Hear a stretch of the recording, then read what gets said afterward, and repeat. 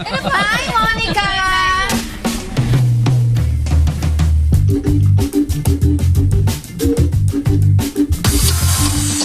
Sa pagpasok ng taong 2016, namayagpag sa iba't ibang larangan ang mga Pinoy, lalo na pagdating sa palakasan. Kaliwat ka ng mga karangalan ang ating natamo international. Kamakailan lamang ay humakot ng medalya ang Philippine National Karate Do Team sa ginanap na Open Tournament sa Vietnam. At ngayong umaga, makakasama natin ang ilan sa mga miyembro ng national team upang magbahagi ng kanilang kwento sa likod ng kanilang tagumpay na magpapatunay na iba ang Pinoy.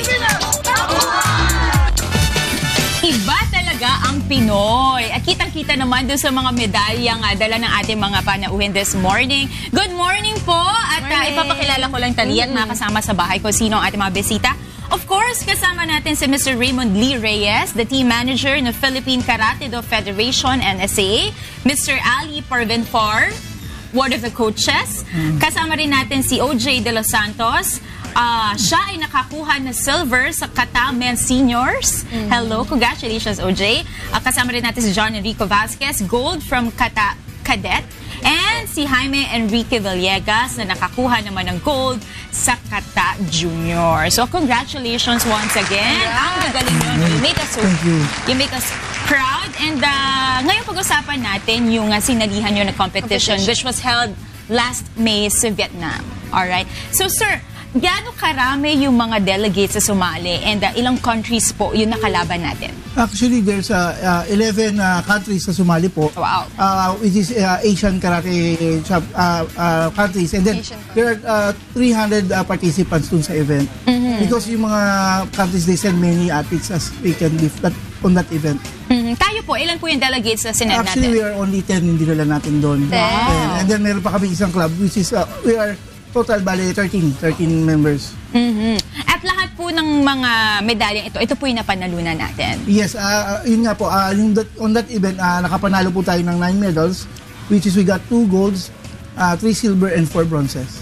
Napakagaling, no? Pero sir, marami kasing hindi ganun ka-familiar sa karate do, no? Just for the information of other people, ano po ba itong karate do team at paano ba ito pinag-aaral? Is it the same as karate?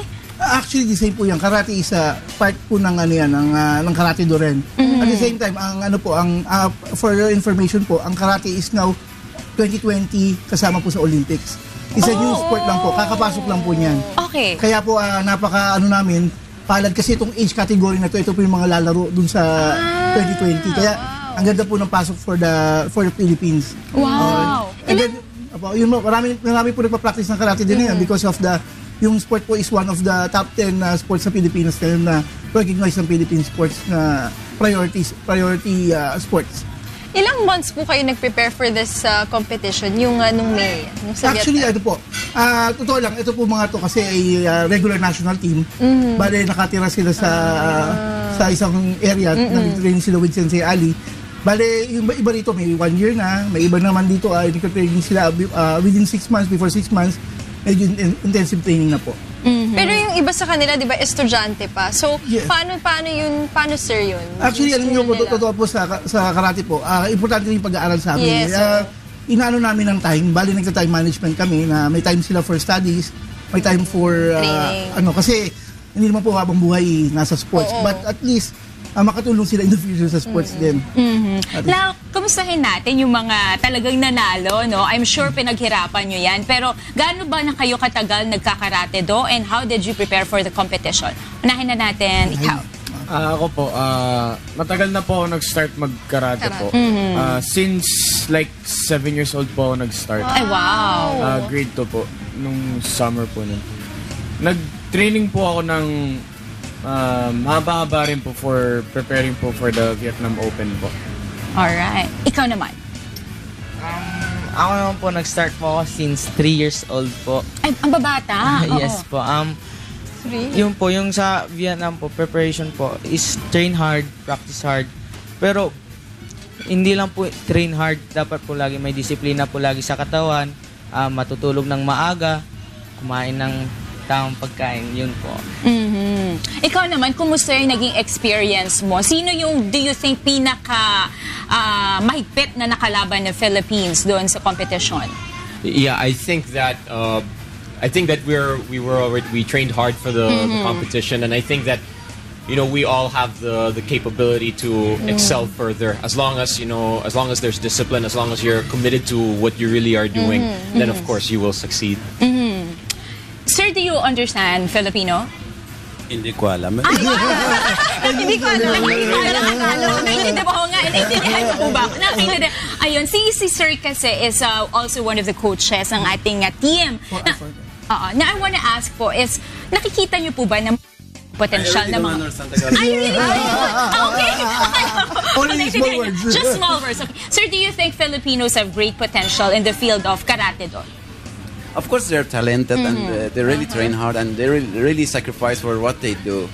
And yes, there is a chances for them, and they're having a good result for the bringing medals from the tournaments, and they're really good. But they need more exposure to prove it.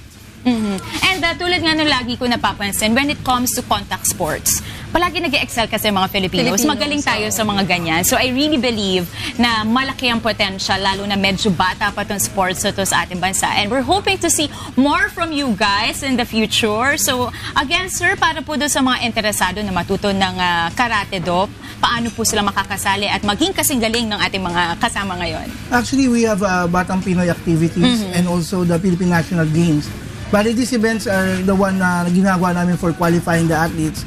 You can, pag sa mga LGU nyo, you can join there para makasama kayo sa mga championship, and then you can be qualified. And also, you can visit our Facebook. No? We have the Philippine Karate Do Federation, NSA Facebook.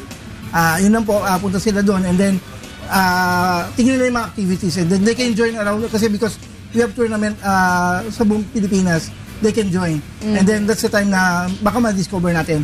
Like them, they all started with that categories din, yung mga events. And as early as 2 years old, pwede ha, na tulad niya, nag-aaral na siya as early as 2 years old. Yes, madam. Actually, depende rin kasi sa bata. You have to assess din yung bata kung kaya na rin niya. Kasi may ibang bata talagang iba pa. But most likely, mga parents gusto nila isali kasi nade-develop yung skills ng mga bata.